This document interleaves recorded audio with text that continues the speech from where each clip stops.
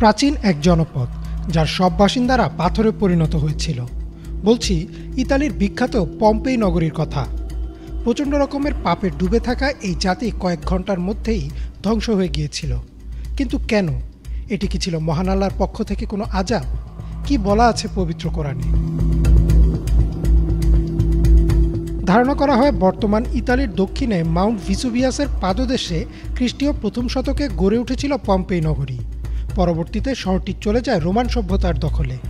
রোমানরা পম্পেই দখল করার পরে তাদের সংস্কৃতির প্রভাব পড়তে থাকে শহরটিতে। ধীরে ধীরে শহরে গড়ে ওঠে ছোট বড় বিভিন্ন আকারে মদের বার, পতিতালয় আর গ্ল্যাডিয়েটর ম্যাচ।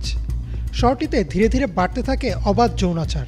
পম্পেই ট্যুরসের অফিসিয়াল ওয়েবসাইটের তথ্য মতে শহরটিতে অন্তত 25টি আলাদা আলাদা পতিতালয়ের সন্ধান পাওয়া যায়।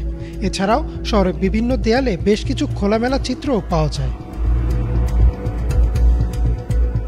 কিন্তু 79 খ্রিস্টাব্দের কোনো এক সকালবেলা হঠাৎ জেগে ওঠে ঘুমন্ত ভিসুভিয়াস আগ্নেয়গিরি। কিছু বুঝে ওঠার আগেই মিলিয়ন মিলিয়ন টন উত্তপ্ত ছাই, গ্যাস আর লাভা আছড়ে পড়ে পম্পেই শহরের উপর।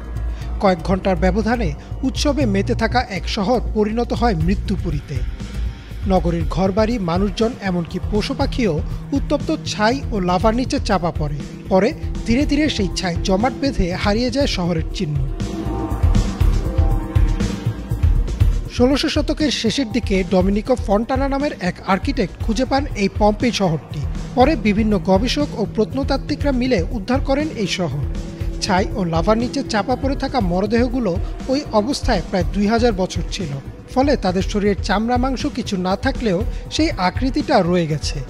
গবেষকরা সেই আকৃতির মধ্যে গলিত প্লাস্টার ঢেলে দেন, আর প্লাস্টার শক্ত হলে বেরিয়ে আসে সেই অভিশপ্ত নগরীর লোকেদের অবস্থা।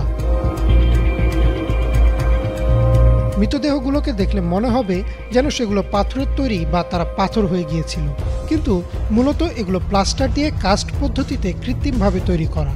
কৃত্রিম হলেও মরদেহগুলোর চোখে মুখের আতঙ্ক আর অঙ্গভঙ্গির বাঁচার আকুতি ছিল আসল। পম্পেই ট্যুরসের ওয়েবসাইটের তথ্য মতে শহরটি থেকে অন্তত 1150টি মরদেহ উদ্ধার করা হয়, আর বছরের পর বছর সেগুলো একইভাবে রয়ে গেছে। এই পম্পেই নগরীর ধ্বংসের কারণ কি তাদের পাপাচার কিনা, বা পবিত্র কোরআনে তাদের নিয়ে কিছু বলা আছে কিনা, এ বিষয়ে কিছুটা ভিন্ন মত রয়েছে।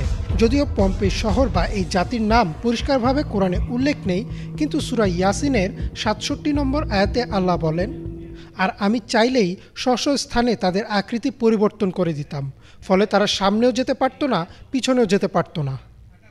এই আয়াতে আল্লাহ বলেন, যদি আল্লাহ চান তাহলে তিনি কোনো জাতিকে এমনভাবে বিকৃত করে দিতে পারেন যে তারা সেই মুহূর্তে আটকে যাবে, সামনেও যেতে পারবে না, পিছনেও না। আর এই পম্পেই শহরের মানুষদের অবস্থাও ঠিক একই রকম হয়ে আছে। তারা তাদের ধ্বংসের মুহূর্তে এখনও আটকে আছে।